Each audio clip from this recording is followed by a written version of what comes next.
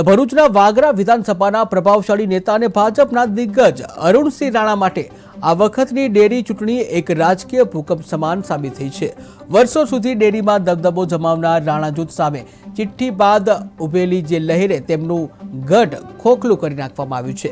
ઘનશ્યામ પટેલના પેનલના સંજયસિંહ રાજે ભવ્ય બહુમતી સાથે જીત હાંસલ કરી છે। માત્ર એક ચૂંટણી નહીં પરંતુ રાજકીય સંકેત પણ આપી દીધા છે કે લોકો હવે નામ નહીં કામ જોવે છે। ખૂબ જ ચર્ચિત ભરૂચ દૂધદાળા ચેડીની જે ચૂંટણી થઈ તેની અંદર અરુણસિંહ રાણાનું ગઢ જે વાગરાની અંદર ખૂબ જ ભારે રસાકસી બાદ જ્યાં ટાઈ થઈ અને ટાઈ થયા પછી એને ટાઈ થયા પછી એક બાળકી દ્વારા ચિઠ્ઠી નાખવામાં આવી અને જેની દ્વારા અમને સંજયભાઈને જે વિજેતા કરવામાં આવ્યા છે તેની પાછળનું કારણ પણ પૂછીશું ને આ જીતની પાછળનું સૌથી પહેલા તો શું કારણ હતું, કયો મુદ્દો હતો જેને લઈને તમારી આ જે વિજેતા થયા તેને જીત થઈ છે?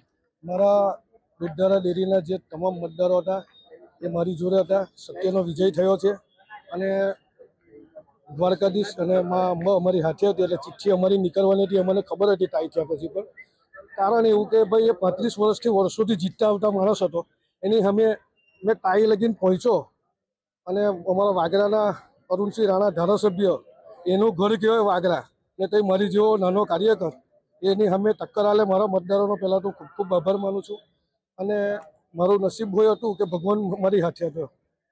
આ જીત તમને કેવી રીતના ત્યાં આગળ નિશ્ચિત કરવામાં આવી હતી? નિયમ પ્રમાણે ચૂંટણી અધિકારીશ્રીએ એમનો પેટા કાયદો વાંચી બધાને સંભળાવ્યો અને પછી નક્કી થયું કે ભાઈ એની ચિઠ્ઠીઓ બે બનાવી, નાની બાળકીને બોલાવી, ચિઠ્ઠી બાળકીએ ખેંચી અને અંદર મારું નામ નીકળ્યું એટલે મેં વિજેતા કર્યો। આ જીત કોની જીત કહી શકશો તમે? આ જીત તો ભગવાન દ્વારકાધીશ અને મા અંબાની જ કહી શકું, એમને મારા મતદારોની જીત કહે જે મારી હાથે આટલા મોટો વાવાઝોડું હતું અરુણસિંહ રાણા ને એની આખી ટીમ એ લોકોની અને મારી હાથે મારા 13 મતદારોની એમની જીત છે।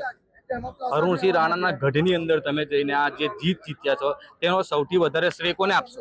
મારા મતદારોને જ, મારી જોડે રહેલા મારા મતદારોને।